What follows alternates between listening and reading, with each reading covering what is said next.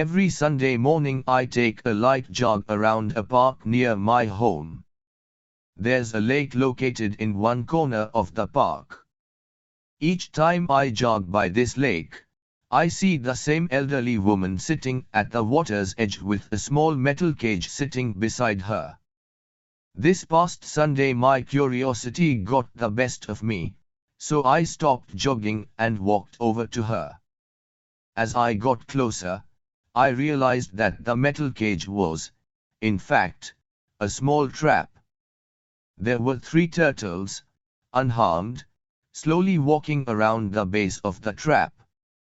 She had a 4th turtle in her lap that she was carefully scrubbing with a sponge brush.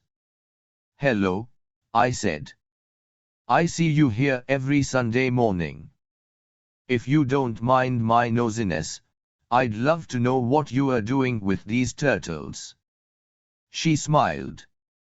"I'm cleaning off their shells," she replied. "Anything on a turtle's shell, like algae or scum, reduces the turtle's ability to absorb heat and impedes its ability to swim. It can also corrode and weaken the shell over time." "Wow! That's really nice of you," I exclaimed. She went on, "I spend a couple of hours each Sunday morning, relaxing by this lake and helping these little guys out.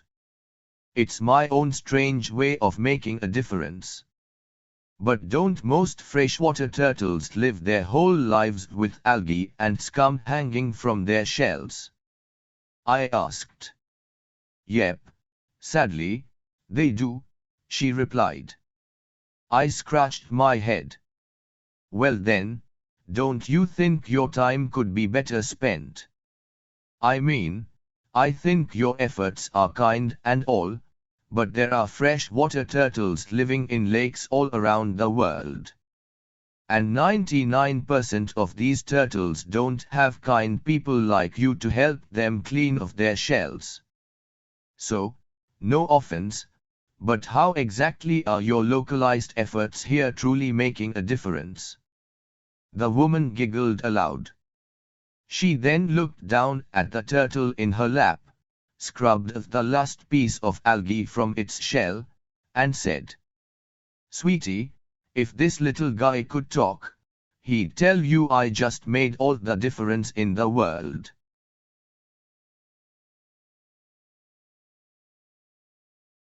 During a research experiment, a marine biologist placed a shark into a large holding tank and then released several small bait fish into the tank.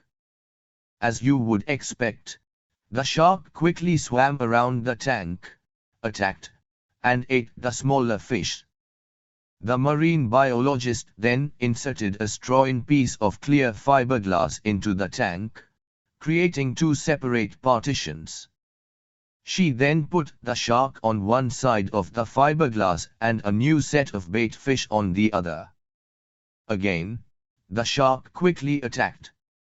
This time, however, the shark slammed into the fiberglass divider and bounced off.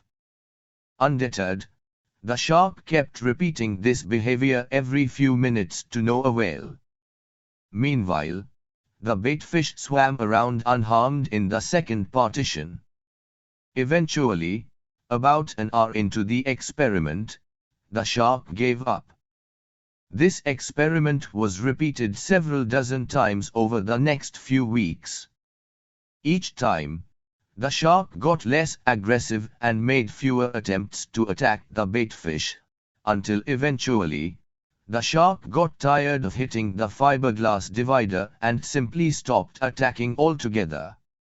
The marine biologist then removed the fiberglass divider, but the shark did not attack. The shark was trained to believe a barrier existed between it and the baitfish, so the baitfish swam wherever they wished, free from harm.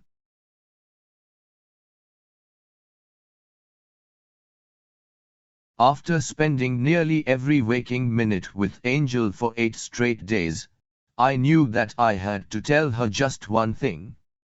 So late at night, just before she fell asleep, I whispered it in her ear. She smiled the kind of smile that makes me smile back, and she said, "When I'm 75 and I think about my life and what it was like to be young, I hope that I can remember this very moment." A few seconds later, she closed her eyes and fell asleep. The room was peaceful, almost silent. All I could hear was the soft purr of her breathing. I stayed awake thinking about the time we would spend together and all the choices in our lives that made this moment possible. And at some point, I realized that it didn't matter what we would done or where we would gone. Nor did the future hold any significance. All that mattered was the serenity of the moment. Just being with her and breathing with her.